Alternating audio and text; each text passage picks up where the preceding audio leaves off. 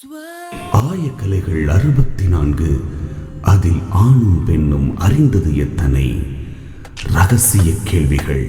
உலகெங்கிலும் உள்ள வசந்த் தொலைக்காட்சி நேயர்களுக்கு வணக்கம். இது உங்கள் ரகசிய கேள்விகள். நம்ம சில முக்கியமான விஷயங்களை இந்த நிகழ்ச்சியில் பேச போகிறோம். செக்ஸை பொறுத்த வரைக்கும் ஒரு ஹெல்த்தியான, ஒரு ஆரோக்கியமான ஒரு கண்ணோட்டத்தை எப்படி ஏற்படுத்துவது, அது வாழ்க்கைக்கு எப்படி முக்கியம். வாழ்க்கைக்கு செக்ஸ் என்பது ரொம்ப ரொம்ப முக்கியம். ஏன்னா மனிதர்கள் மட்டுமல்ல, உலகில் உள்ள அனைத்து உயிரினங்களும் ஒன்று உயிர் வாழ்வதற்கு போராடுகிறது, அதுக்கு தான் உணவு. இரண்டாவது, அந்த இனம் ஸ்பீசிஸ் இந்த உலகத்தில் நிலைத்து இருக்கணும்னா இனத்தை பெருக்கிக்கிட்டே இருக்கணும். ஸோ இனப்பெருக்கத்துக்காக பெரும்பாலான போராடிக்கிட்டு செக்ஸில் ஈடுபட்டுக்கிட்டே இருக்குது. இனப்பெருக்கம் இல்லைன்னா அந்த இனமே கொஞ்ச நாளில் அழிஞ்சு போயிடும் இந்த உலகத்தில். அப்போது உணவும் செக்ஸுன்றது ரொம்ப அடிப்படையான மனித தேவைகள் அப்படின்னு பார்த்தோம். அதை பற்றி ஒரு சரியான கண்ணோட்டம் என்பது இல்லைன்னா நமக்கு வாழ்க்கை ரொம்ப குழப்பமான ஒரு சூழலை கொண்டு வந்துடும். என்னென்ன குழப்பங்கள்லாம் வருது நமக்கு தெரியும். தேவையற்ற உறவுகள், அதில் வரக்கூடிய பல்வேறு பிரச்சனைகள் நம்ம பார்த்துக்கிட்டே இருக்கோம். ஒரு காலர். ஹலோ, வணக்கம் சார். வணக்கம். எங்கேருந்து யார் பேசுகிறீங்க சார்? நான் மஸ்கட் ஓமன்லேருந்து சேதுக்குமார் பேசுகிறேன். சேதுக்குமார், சொல்லுங்கள்.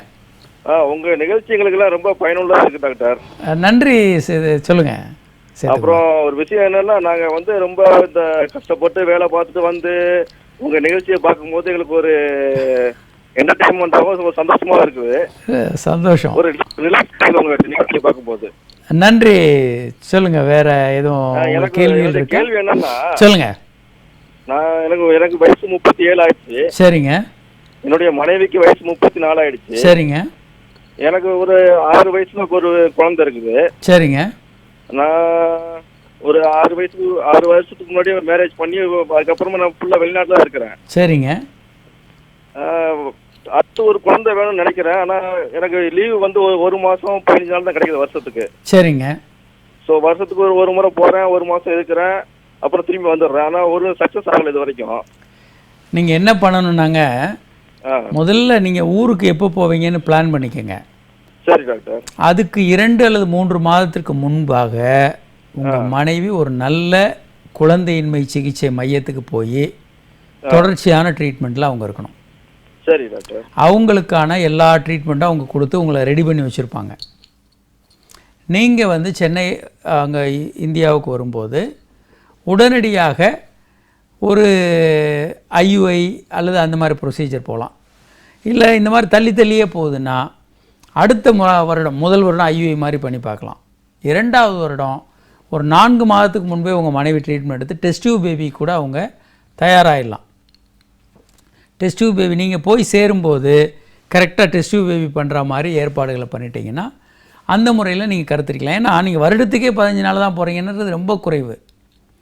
அதனால் நீங்கள் ஏதாவது சரியான ஏற்பாடுகளை பண்ணிக்கிட்டு நீங்கள் இந்தியாவுக்கு போய் கருத்திருக்கிற மாதிரி ஏற்பாடு பண்ணிக்கலாம். இன்றைக்கு இது சுலபமான விஷயந்தான், ஒன்றும் கஷ்டம் இல்லை.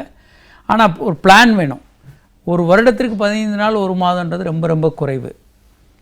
ஒரு காலர் இருக்காங்க. ஹலோ. ஹலோ, வணக்கம். யார் எங்கேருந்து பேசுகிறீங்க மேடம்? வணக்கம் சார். நான் லக்ஷ்மி, காஞ்சிபுரம்லேருந்து பேசுகிறேன் சார். சொல்லுங்கள் லக்ஷ்மி. சார், எனக்கு மேரேஜ் ஆகி 1 மந்த் ஆகுது. சரிங்க. 2 இயர்ஸ் பிஃபோர் எனக்கு சொரியாசிஸ்ங்கிற ஸ்கின் ப்ராப்ளம் இருந்தது சார். சரிங்க. அதுக்கு ஆன்கோட்ரன்ஸில் டேப்லெட் எடுத்துகிட்டு இருந்தேன். ஓகே. இப்போது மேரேஜுக்கு 1 மந்த்துக்கு முன்னாடி டேப்லெட் சாப்பிட்றத ஸ்டாப் பண்ணிட்டேன். சரிங்க. ஆனால் இப்போ உடனே குழந்தை இருக்க வேண்டாம், கொஞ்ச நாள் ஆகட்டும் அப்படின்றாங்க. சரி. மருந்துனால ப்ராப்ளம் வரும்னு டாக்டர்கள் சொல்கிறாங்களா? ஆமாம் சார், அந்த டேப்லெட்னால இருக்கும், எஃபெக்ட் இருக்கும் அப்படின்றாங்க. சரி, அப்போ அது வரைக்கும் விட்டுருங்க. அவங்க சொல்கிற மாதிரி ஒரு 2 to 3 months விட்டுட்டு அதுக்கப்புறம் நீங்கள் கன்சீவ் ஆகிக்கோங்க. ஓகே ஓகே சார், அதை பண்ணுங்கள். ஏன்னா சில நேரங்களில் உங்களுக்கு வருத்தப்படுற மாதிரி ஏதாவது ஆகிடும். அவங்க அதில் சாதாரணமாக டாக்டர்கள் இது மாதிரி சொல்கிறதில்ல. ஸ்கின்னுக்கு யூஸ் பண்ணுற பல மருந்துகள் பாதிக்கும், ரீப்ரொடக்ஷனை பாதிக்கும். அதனால் சொரியாசிஸ்க்கு மருந்து சாப்பிட்றீங்க அப்படின்னா ஒரு இப்போ கேப் விட்ருங்க, ஒரு 2 to 3 months விட்டுட்டு அதுக்கப்புறம் நீங்கள் கன்சீவ் ஆகுங்க. Okay sir. அதுக்கப்புறம் எந்த ப்ராப்ளமும் இருக்காதுல்ல? பொதுவாக ஒன்றும் வராதுங்க, கவலைப்படாதீங்க. மருந்தோட எஃபெக்ட் ஒரு குறிப்பிட்ட காலம் தான் இருக்கும், வாழ்நாள் ஃபுல்லாக அது வராது. சில மருந்துகள் டெப்போட் இன்ஜெக்ஷன்ஸு அல்லது இப்போ எல்லாம் கருத்தடை முறைகள் என்ன பண்ணுறாங்கன்னா கையிலே வந்து இம்ப்ளான்ட்டாக வச்சிடுறாங்க. 1 வருடம் வரக்கூடிய கருத்தடை முறைகள்லாம் கூட இருக்குது. அந்த மாதிரி நீண்ட கால ஹார்மோன்கள் ஏதாவது உடம்புல வச்சுக்கிட்டு நீங்கள் கருத்தரிச்சிங்கன்னா தான் ப்ராப்ளம். அதனால் அந்த மாதிரி இல்லாத பட்சத்தில் நீங்கள் சாதாரணமாக ஒரு 2-3 மாதங்களில் எல்லா மருந்துகளுமே பாடியை விட்டு வெளியே போயிடும். அதனால் அதுக்கப்புறம் நீங்கள் கருத்தரிக்கலாம்.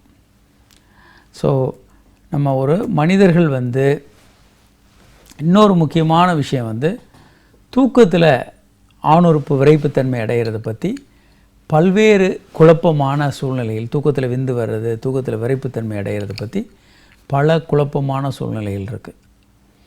ஏர்லி மார்னிங் காலையில் எழுந்திரிக்கும் போது விரைப்புத்தன்மைன்றது ரொம்ப ரொம்ப காமன். இது நாங்கள் ரொம்ப சொல்கிறதில்ல. ஏன் இந்த ப்ரோக்ராமில் நிறைய இதை பற்றி சொல்கிறதில்லைன்னா, காலையில் எழுந்திரிச்சோடனே ஏர்லி மார்னிங் எரெக்ஷன், காலையில் எழுந்திரிச்சோடனே விரைப்புத்தன்மை முக்கியம்னு சொன்னால் எல்லாரும் அதை கவனிக்க ஆரம்பித்து அதில் பிரச்சனை வர ஆரம்பிச்சிடும். அதனால் அதை பற்றி நாங்கள் நிறைய விஷயங்களை பேசுகிறதில்ல. ஏர்லி மார்னிங் எரெக்ஷன் வந்து நல்லா வர்றவங்க ரொம்ப ஆரோக்கியமாக இருக்காங்க அப்படின்றத உறுதிப்படுத்திக்கலாம். ஆணுறுப்பு வந்து நன்றாக விரைப்படையுது அப்படின்னா ஒரு ஆண் வந்து முழுமையாக மனதளவிலையும் உடல் அளவிலையும் ஆரோக்கியமாக இருக்காருன்னு அர்த்தம். Penis is the barometer of body's health. மனிதனுடைய உடல் ஆரோக்கியத்தினுடைய அல்லது உடல் மன ஆரோக்கியத்தினுடைய ஒரு அறிகுறியாக நீங்கள் ஆணுறுப்பை எடுத்துக்கலாம். ஆணுறுப்பு நன்றாக விரைப்புத்தன்மை இருக்குன்னா உடல் மன ஆரோக்கியம் நல்லா இருக்குது அப்படின்னு நம்ம எடுத்துக்கலாம். பல்வேறு விதமான ஆராய்ச்சிகளை பண்ணி இந்த துறையில் மிகப்பெரிய சாதனை பண்ண 2 பேரை பார்க்குறீங்க. Masters, William masters, Virginia Johnson. ஆரம்பத்தில் இவங்க ஒன்றா சேர்ந்து ஆராய்ச்சிகள் பண்ணாங்க. பின்பு இவங்க 2 பேரும் திருமணம் செஞ்சுக்கிட்டாங்க. இவங்க கண்டுபிடிச்ச இந்த விஷயங்கள் தான்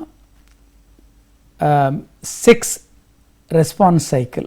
முதல்ல விருப்பம், அப்புறம் கிளர்ச்சி, உச்சகட்டம், தளர்வு நிலை அப்படின்னு. ஆணுக்கும் பெண்ணுக்கும், பெண்ணுக்கு கொஞ்சம் வேறுபடுது, ஆணுக்கு கொஞ்சம் வேறுபடுது. இதில் வந்து பெண்கள் வந்து பல உச்சகட்டம் அடைய முடியும் ஒரே முறையில். ஆண்களுக்கு வந்து ஒரு உச்சகட்டத்திற்கும் பொதுவாக இன்னொரு உச்சகட்டத்திற்கும் நாட்கள் தேவைப்படும். ஆனால் ரொம்ப கற்றுக்கொள்ளக்கூடிய ஆண்களால் ஒரே உச்சகட்டத்தை திரும்ப திரும்ப 2-3 முறை ரிப்பீட் பண்ண முடியும். மல்டி ஆர்காசம் ஒரு ஆணும் அடைய முடியும் அப்படின்னு கண்டுபிடிச்சிருக்காங்க. பலமுறை உச்சகட்டம் ஒரு ஆணும் தொடர்ந்து அடைய முடியும் பெண்களை மாதிரின்னு.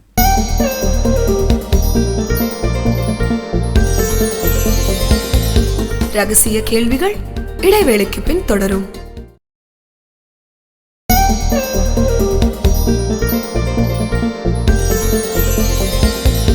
ரகசிய கேள்விகள் தொடர்கிறது. ஒரு காலர் இருக்காங்க. ஹலோ. ஹலோ, வணக்கம் சார். வணக்கம், சொல்லுங்கள் சார். நான் கரூர்லேருந்து ராஜா பேசுகிறேன் சார். சொல்லுங்கள் ராஜா. சார், என்னுடைய ஆணுறுப்பு வந்து சின்னதாக இருக்குது சார். சரி. நான் வந்து ஒரு டாக்டரை போய் இந்த மாதிரி கன்சல்ட் பண்ணேன் இந்த நிகழ்ச்சியை பார்த்துட்டு. சரி. அவங்களுக்கு வந்து போதுமான அளவு இருக்கு அப்படின்னு சொன்னாங்க. சரி. அது ஒன்றும் பிரச்சனை இல்லை அப்படின்னு சொன்னாங்க. சரி. வந்து நான் நீங்கள் கல்யாணம் முடிக்கலாம் அப்படின்லாம் சொன்னாங்க. ம். ஆனா இருந்தாலும் எனக்கு வந்து ஒரு பெருசா இருக்கிற மாதிரி ஒரு ஃபீலிங் வந்து எனக்கு வந்து மனசுல தோணிட்டு. அதாவதுங்க, பொதுவாக பெரும்பாலான ஆண்கள் ஆணுறுப்பு பெருசாக வேணும்னு நினைக்கிறாங்க. பெரும்பாலான பெண்கள் மார்பகங்கள் பெருசாக இருக்கணும்னு நினைக்கிறாங்க. இது உண்மையில் தேவையா இல்லையா அப்படின்றது வேறு விஷயம். ஒரு பெண்ணுக்கு சின்ன மார்பே போதும் குழந்தைக்கு பால் கொடுக்க வாழ்கிறதுக்கு.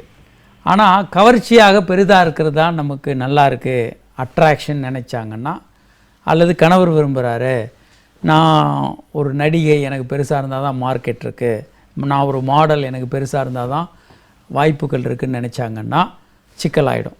அப்போ அவங்களுக்கு பெருசாகணும். அதுமாதிரி ஆண்களும் வந்து சின்ன ஆணுறுப்பே ஒரு பெண்ணை திருப்தி பண்ணுறதுக்கு எத்தனை குழந்தை பெற்றுக்கிறதுக்கும் போதும்.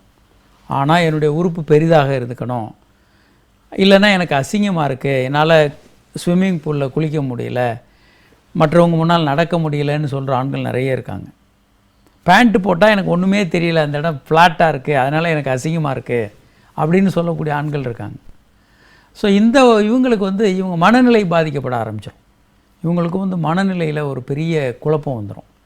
அதனால் இவங்களுடைய ஆளுமை பாதிக்கும். இவங்க போய் வேலை செய்கிற வேலைகள் பாதிக்கும். எந்த நேரமும் இந்த குறைகளையே நினச்சிக்கிட்டு இருக்கும்போது இவங்க மனதளவில் இவங்களுக்கு பெரிய பிரச்சனைகள் வர ஆரம்பிச்சிடும். இதுக்காகவே இப்போ ஸ்மால் பீனிஸ் சிண்ட்ரோம்னு ஒரு ட்ரீட்மெண்ட் ஆரம்பிச்சிருக்கோம். உலகெங்கிலும் செக்ஸாலஜிஸ்ட் வந்து ஸ்மால் பீனிஸ் சிண்ட்ரோம்னு ட்ரீட்மெண்ட் இருக்குது. ஹார்மோன்கள் கொடுக்கலாம். ஹார்மோன்கள் குறைவாக இருந்தால் vacuum section, shockwave therapy, enhancement therapy, அறுவை சிகிச்சைகள், பினைல் ப்ராசஸஸ், இப்படி ஏகப்பட்ட ட்ரீட்மெண்ட் இருக்குது. ஸோ உங்களுக்கு என்ன ட்ரீட்மெண்ட் வேணுமோ அந்த மாதிரி நீங்கள் இதை பெற்றுக்கொள்ள முடியும். இப்போது ஒரு ஆணும் பெண்ணும் அட்ராக்ட் ஆகிறதுக்கு என்னென்ன விஷயங்கள், என்னென்ன ஹார்மோன்கள் உடம்புல உதவுது